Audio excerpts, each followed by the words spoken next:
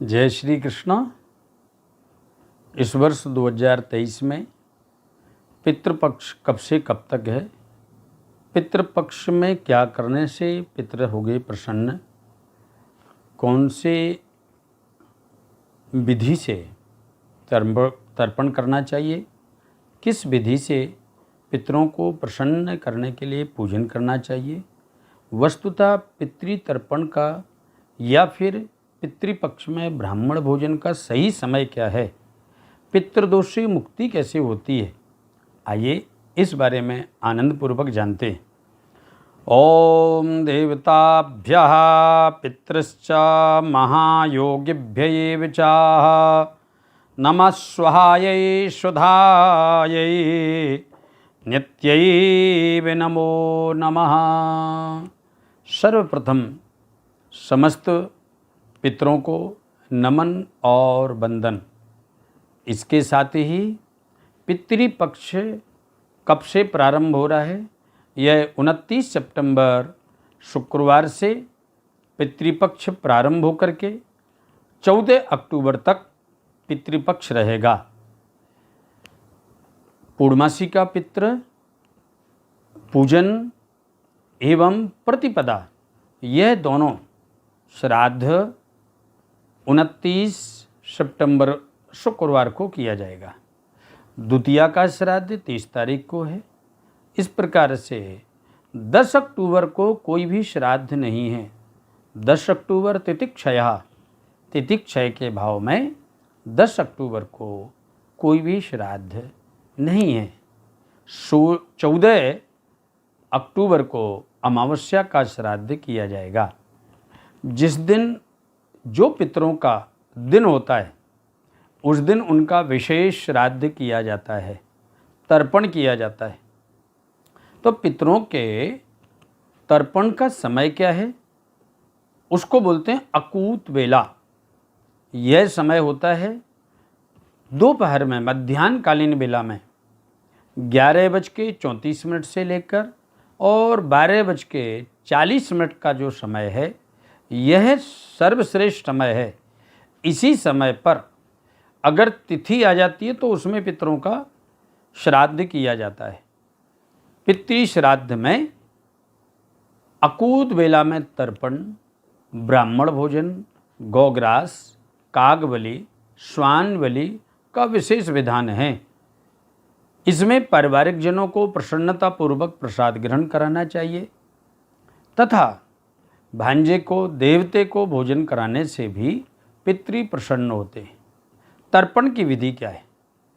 ताम्र पात्र में जौ, चावल, काला तिल, कुसा और जल डाल करके दक्षिण दिशा में मुँह करके दाहिने हाथ में अंगूठी की तरफ को जल गिराते हुए मंत्र बोलें, ओम पित्राह तर्पयामि। हे पितर देवता, आप तृप्त हों। ओम पित्राह तर्पयामि। अब जिसका तर्पण आप कर रहे हैं, पिता, प्रपिता, पितामह, प्रपितामह अथवा माँ, मातृ, प्रमातृ, वृद्ध प्रमातृ, उनका नाम लेकर के गोत्र का उच्चारण अवश्य करें। यज्ञोपवीत धारण करके अपसभ्य होकर के पितृ तर्पण किया जाता है। पितृ तर्पण की विधि में एक विशेषता है, आपका मुख दक्षिण दिशा में होना चाहिए। उसके बाद में उस जल को लेकर किसी पीपल के पेड़ पर चढ़ा दें, वह पैरों में नहीं गिरना चाहिए। पितरों के तर्पण में जब आप श्रद्धान्वित होकर के तर्पण करते हैं तो आपके पितृ देवता जलपान करके तृप्त होते हैं। गायत्री का जाप करते हुए, शुद्ध स्नान करके, शुद्ध वस्त्र धारण करके, शुद्ध मन के साथ शुद्ध स्थान पर तर्पण किया जाता है। तर्पण तृप्ति का प्रतीक है। श्राद्ध अर्पण कर देने से आपके पितृ देवता प्रसाद ग्रहण करके परम प्रसन्न होते हैं। श्रद्धाया देयम इति श्राद्धम, जो श्रद्धा के साथ दिया गया है उसका नाम श्राद्ध है।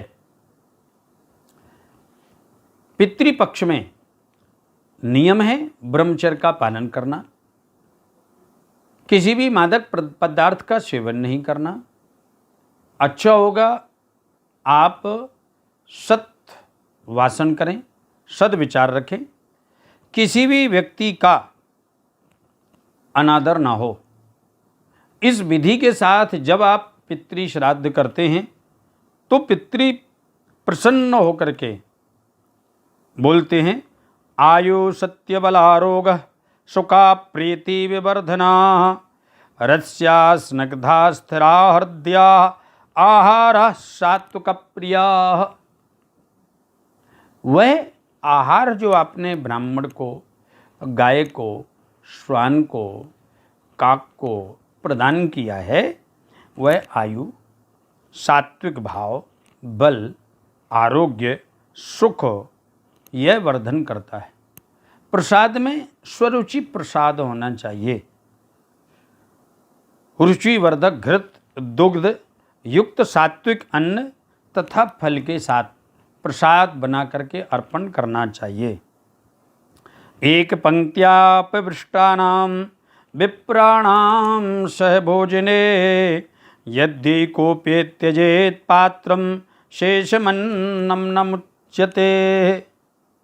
यदि पंक्ति में बैठकर भोजन करते हुए ब्राह्मण से यदि कोई उनमें से एक भी भोजन से उठ जाए तो औरों को भी भोजन नहीं जीमना चाहिए। ये पितृपक्ष में कुछ विधान हैं। पंक्ति भेद पितृपक्ष में नहीं होना चाहिए।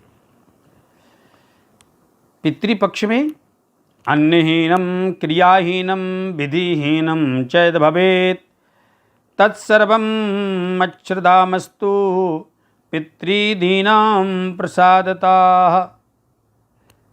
काक, श्वान को छोड़कर बची हुई बलि गौ को दें। पश्चात ब्राह्मण के पैर धोएं, आसन पर बैठा कर पाक परोस कर भोजन को प्रार्थना करें। जो भी आपके घर में पितृपक्ष में ब्राह्मण देवता आ रहे हैं उनके चरण कमल जरूर धोना चाहिए। वह आपके पितृस्वरूप हैं। उनसे प्रसाद के साथ में प्रार्थना भी करनी चाहिए। श्राद्ध कर्ता गुणान्वित बना हुआ प्रसाद नम्रता पूर्वक परोसे। ब्राह्मण प्रसन्नता पूर्वक प्रसाद ग्रहण करे। भोजन के पश्चात तिलक करके दक्षिणा प्रदान करें। शेषान्नम किम कर्तव्यम, ब्राह्मण कहे इष्टै स भोज भोक्तम।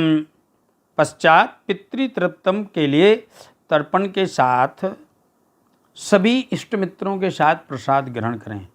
लेकिन अन्नहीनम क्रियाहीनम विधिहीनम चैद भवेत्। ये किसी भी प्रकार की कोई त्रुटि ना हो, इसलिए बार बार प्रार्थना करें। पितरों से प्रार्थना करने से पितृदेवता प्रसन्न होते हैं। प्रार्थना क्या है? प्रमादात् कुर्यतां कर्मा प्रचवेताध्वरेषु यत् स्मरणान् देव तद्विष्णु संपूर्णतम स्यादिति श्रुते। श्रुति कहते हैं वेद को। वेदों में कहा गया है इनमें से कोई भी त्रुटि रह जाती है और जब आप भगवान विष्णु का स्मरण करते हुए प्रार्थना करते हैं तो वह सर्व संपूर्ण हो जाता है। तत्संपूर्णम प्रसीदति। और प्रसन्नता पूर्वक ग्रहण करते हुए आपके श्राद्ध को परिपूर्ण करते हैं। प्रसाद के समय आपको विशेष ध्यान रखना है, भाव विनम्र हो। भाव शुद्धि पितृ तर्पण के समय और पितृ प्रसाद के समय बहुत ज़रूरी है। नियम मैंने आपको बताया, प्रसाद के बारे में आपको बताया। इसमें ब्रह्मचर्य के पालन का बहुत बड़ा विधान है। पितृ तर्पण अगर आप सरोवर में, नदी में, बहते जल में करते हैं तो आपके पितृ देवता और प्रसन्न होते हैं। नियम के तौर पर पितृपक्ष प्रारंभ होने के समय केशों को बनवा करके नियमित तौर पर यज्ञोपवीत धारण करके पितृ तर्पण किया जाता है। इसमें पवित्री धारण करना, कुशा से निर्मित पवित्री धारण करना भी आवश्यक है। आप अपने पितरों का पितृपक्ष में अवश्य तर्पण करें, ब्राह्मणों को प्रसाद ग्रहण कराएं एवं गीता का पाठ करें। गीता का पाठ करने से पितृदेवता अगर किसी कारणवश निम्न योनियों में फंसे हुए हैं उनकी सदगति होती है। पितृदोष निवारण के लिए पितृपक्ष में भागवत का मूल पाठ कराएं। सनातन संस्कार धाम आनंद वाटिका वृंदावन में ये व्यवस्था की गई है। जो व्यक्ति अपने घर पर तर्पण नहीं कर सकता वह 15 दिन तक आपके पितरों का तर्पण सनातन संस्कार धाम आनंद वाटिका वृंदावन में करा सकता है, तीर्थ में करा सकता है। और तीर्थ में तर्पण होता है तो पितृदेवता परम प्रसन्न होते हैं, सभी प्रकार के दोषों को मुक्त कर देते हैं। साथ ही भागवत का मूल पाठ जिसमें ब्राह्मण देवता सुबह संध्या वंदनादि करके देवताओं का पूजन अर्चन करके पितरों का तर्पण करते हैं और उसके बाद में सस्वर भागवत का मूल पाठ करते हैं। 7 दिन तक भागवत का मूल पाठ और अष्टम दिन हवन होता है। उसके बाद में आपके पितरों की तृप्ति हेतु प्रसाद किया जाता है, जिसमें 11 ब्राह्मण या 21 ब्राह्मणों को प्रसाद ग्रहण कराया जाता है। उनको तिलक करके वस्त्रों के साथ दक्षिणा प्रदान की जाती है। इस विधि से अगर आप घर पर कर सकते हैं तो बहुत उत्तम है, नहीं कर सकते हैं तो एक सुंदर अवसर है। आप सनातन संस्कार धाम में पाठ करा सकते हैं, अपने पितरों का तर्पण करा सकते हैं। अगर किसी को एक दिन का ही, जिस दिन उनके पितरों का दिवस आता है उस दिन तर्पण कराना है तो आप नाम गोत्र पितर का नाम लिख करके हमको व्हाट्सएप पर भेज दीजिए। आपके पितरों का यहाँ पर विधिवत तर्पण होगा। आप आनंदपूर्वक पितृपक्ष में श्रद्धान्वित होकर के पितरों का तर्पण करें, उनका अनंत आशीर्वाद ग्रहण करें।